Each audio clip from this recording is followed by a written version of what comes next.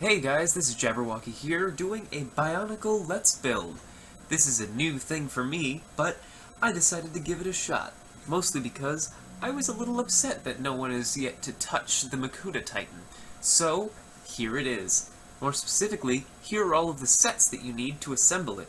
The Makuta Titan is, for all intents and purposes, a combiner. It has all of the basic elements of a combiner. It incorporates various mechanics from the sets that make it up, and it is a fairly good amalgamation, using as many parts as I think were necessary to build such a beast. First things first, what sets do you need? Well, you need Umarak the Hunter, Uniter Tahu, Ikir, Creature of Fire, Lord of Skull Spiders, Onua, Uniter of Earth, Umarak the Destroyer, and the Mask Maker vs. Skull Grinder set. Now, there are two things I would like to address. First, the Umarak the Destroyer box. If you live in Australia or any of the other European countries that aren't going to be receiving this wave, don't fret. The only parts that you truly need off of Umarak the Destroyer are the golden tusks, the jaw piece, the feet, the CCBS shells, the skull spider legs, and the black gears. The chain also, but those are common enough. Now, the parts that you might be concerned most about are the jaw. And the horns. Those are relatively cheap on Bricklink. I know that Australian shipping is kind of expensive, but beyond that, the price it's not that much. So, you don't need to be very afraid of spending a whole bunch of money. The second thing I would like to address is Ikir, Creature of Fire. I didn't realize this at the time, but you do actually need to disassemble the shadow trap that comes with Ikir. Make sure that you still have that somewhere, because the shadow trap has the extra 4 little things that you need to make Makuta's fingers. So, that out of the way, let's get building.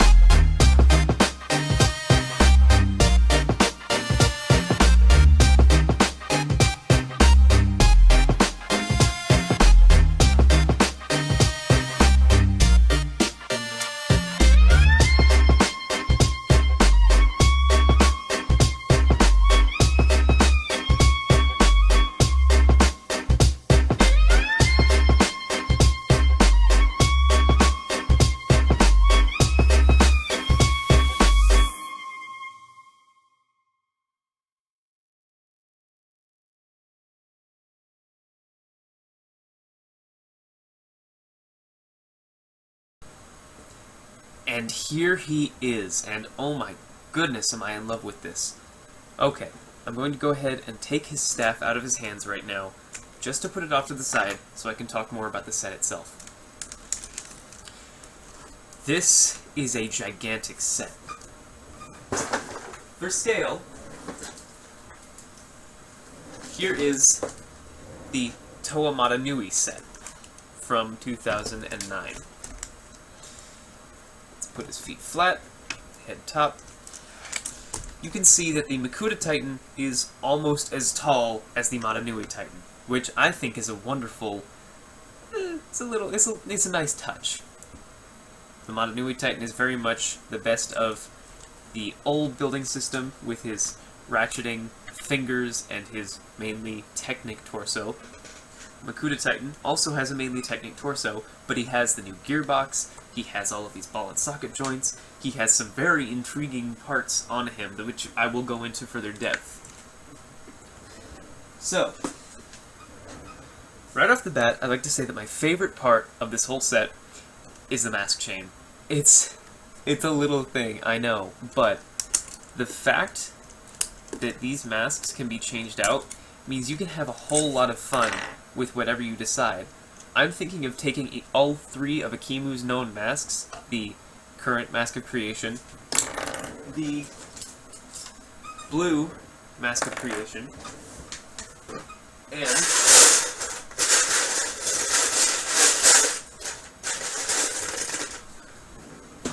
Akimu's old mask, his protector mask, and putting them all on Makuta's little belt. Just because I can. Like I said, this is absolutely my favorite part of this entire set, simply because of the amount of personalization you can do with it.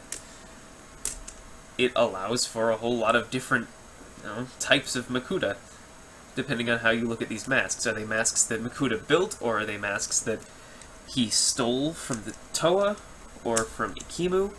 Perhaps Makuta uses the masks to channel their elemental powers. It'd be an interesting idea, considering that Makuta already did something like that with the Mask of Ultimate Power. Maybe wearing multiple masks somewhere on your body grants you their abilities. It's an interesting thought. The second thing that I really, really like is this. Now, the fact that it's a combiner, like I already mentioned, means that it does incorporate a lot of gimmicks from the sets that it's made up from. My favorite here being the Lord of Skullspiders gimmick. Lord of Skullspiders, if you don't remember, worked a lot like a bow rock, except instead of his face lunging forward, his legs would sort of collapse in to grab things. They took the rubber band and the basic system from the bow rock, and they put it onto Makuta's wrist here, turning it into this very Assassin's Creed-style hidden blade. Now, I understand that the blades don't go very far, and I understand that blah blah blah. It's just very satisfying to flick these. If you ever played with a bow rock, you understand why. It's just sort of the speed with which it goes. Just that. It's satisfying, and it's nostalgic. Now, there's a lot of stuff here that I think they did out of necessity, but I do enjoy it. Like his arm friction, which, I don't know if you saw in the video, it's made of heads, which is just wonderfully disturbing to me. I am almost convinced that this is a body that Makuta built himself in the Shadow Realm, which means that he sort of customized it. He pimped his ride, if you catch my meaning. So, you have things like that. There's also this wonderfully macabre beast jaw right here, serving as a sort of headdress, which just, it's a fascinating idea to me. Like, what if this was a beast that Makuta just sort of ripped the jaw open and crawled inside? It's unlikely, but it's hilarious.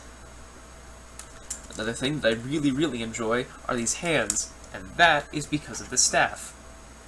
So, this thumb right here, rip your hand off, Makuta. This thumb right here is set up in a very clever way.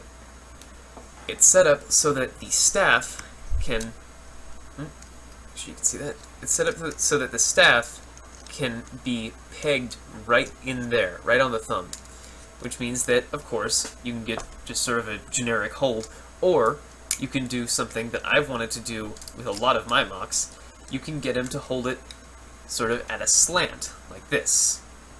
It adds a lot more, like, character. It makes it look very organic, as opposed to looking like a robot.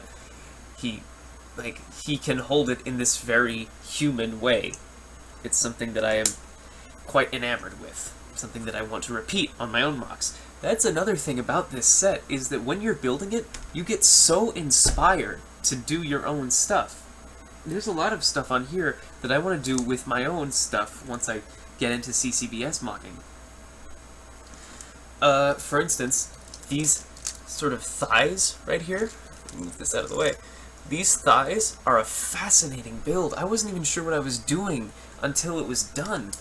It's just stuff that you have to sort of go with because you're being told to by the instructions, and then once you're finished, you have to sort of do a double take.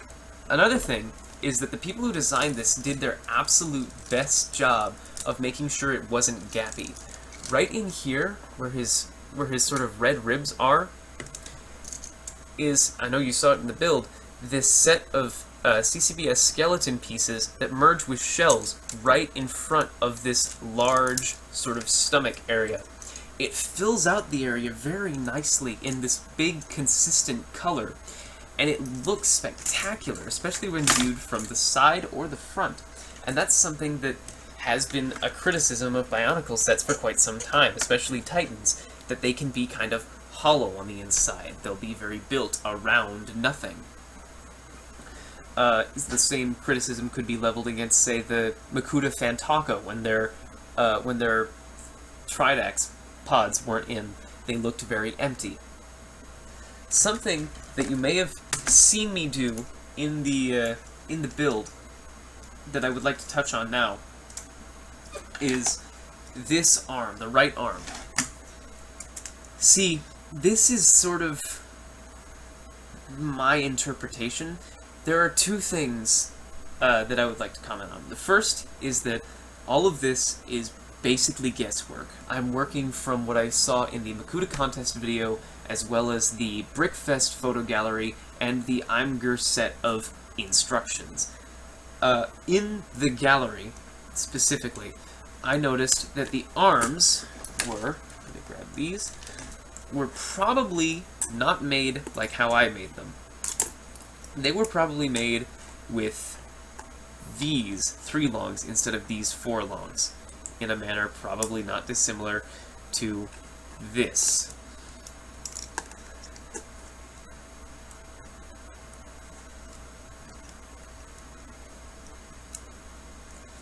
Which is far more concise, and it's a lot simpler. There's also not an axle in the middle of a pinhole. My solution... My issue with this is simply that these 3 longs don't exist in any of the sets used to build the Makuta Titan. So I refuse to use them. I really am sincere in the hope that I can build this entire Makuta Titan out of nothing but the sets provided. Now, unfortunately, there's another part that is made of something not in the sets. That is, right here at the top of the staff, this black ball, there were none left by the time I was done building the actual Titan. Maybe I missed one. I don't think I did. I looked through several times. But yes, that black ball was not in there. Another gripe? There are too many CCBS shells. Plain and simple. Umarak the Hunter, Umarak the Destroyer, and Uniter Onua do not contain enough black CCBS shells for this Titan. You will need to have extras. It's little stuff, and I know this isn't officially a combiner, but it's a combiner. It should only be consisting of parts from the sets. For goodness sakes, LEGO. So, onto the sort of cons, as LJ would say. Something quite strange that I noticed was the presence of open pins and open axles. Now, as a combiner, you do kind of expect this stuff. For instance, the open axle on the bottoms of each of the axe blades, making up his shoulder blades, puns. But there's also stuff that you wouldn't expect, like in his torso itself. If I can get you a good look at that. Ooh. In here, ooh, oh my. Let's see.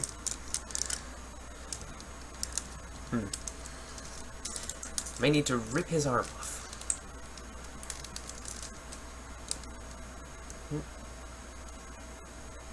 Okay. In here, you can kind of see it, is an open axle. It's a 4 long that they put in instead of a 3 long. And I think the rationale for that is that they didn't want the chest to look empty, but they didn't want to put a light gray 3 long in there because it would look out of place. They wanted to put these here because the centerpiece needs to be held stably. So they had to add these little 4 long parts. Another strange thing is up in the headpiece. This is going to be stuff you can barely see as well. Under this jaw and behind these pieces of armor are open axles.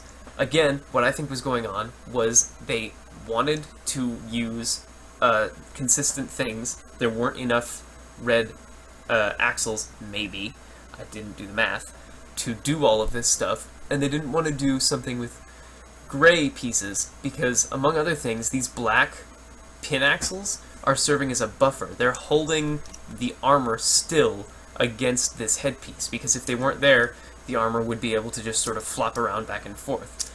The headpiece itself also attaches to the gearbox, and right above it are open black pin axles.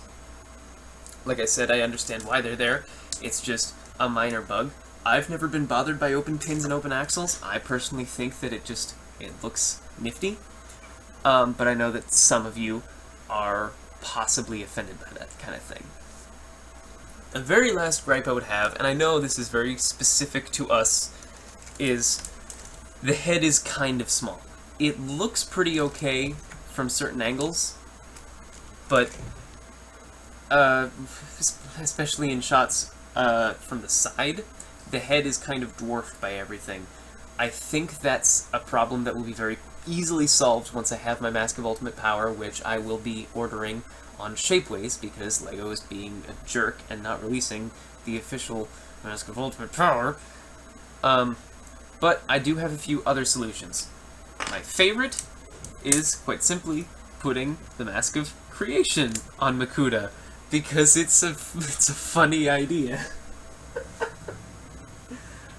If you want to maintain his sort of villainous look, then of course you could put the Mask of Skull Spiders. Is that what it was called? On him. Then he just sort of looks like a generic Skull Spider villain. The Mask of Control, of course, coming from Umarak the Hunter, which is why you kind of need that set. So, final thoughts on this are, it is absolutely worth it. I saw someone on Facebook when I posted that I had completely built this guy. I saw someone on Facebook said they didn't want to assemble it because they didn't want to break apart their other sets, because this guy does take up quite a few sets. I am here to tell you, it's absolutely worth it. I'm not gonna miss my Tahu. I'm not gonna miss my Ikir. I won't even miss my Onua. He was one of the cooler sets from Wave 2. I'm not gonna miss any of them because this is wonderful. This is, quite frankly, the best experience I've had with CCBS. I do own the General Grievous figure. I own the Captain Phasma figure. I own Some of the Chima figures, I even own the Hulkbuster thing, even though that barely counts as a CCBS set. This is the best CCBS set that's ever been released, just because of how unique and interesting the build is. There's a lot of stuff I didn't even get to touch on, like the fact that his legs are so far the best iteration of this particular kind of sort of Umarak-style haunch. Who knew? Oh, another gripe is that because of how much armor he has, some of it does come off if, when you're posing him, you don't plan ahead accordingly. This is not a set for young children. This is definitely a set for people who are experienced in the posing of Bionicles and CCBS, and even in some places system figures.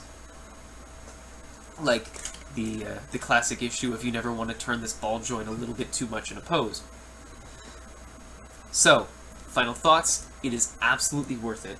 I will need to do the math in post to add up how much all of these figures are, and I can in fact go on Bricklink and price it all out. I can put that in the comment section, but just know this is completely worth it.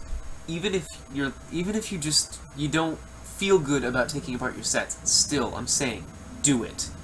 It's absolutely going to be the best use of those sets. Seriously, are you going to use all 1, 2, 3, 4, 5, 6? Are you going to use all 6, 7, 8 figures on a daily basis? No, but combine them all into one gigantic figure, and this is something that you could do a whole lot of things with.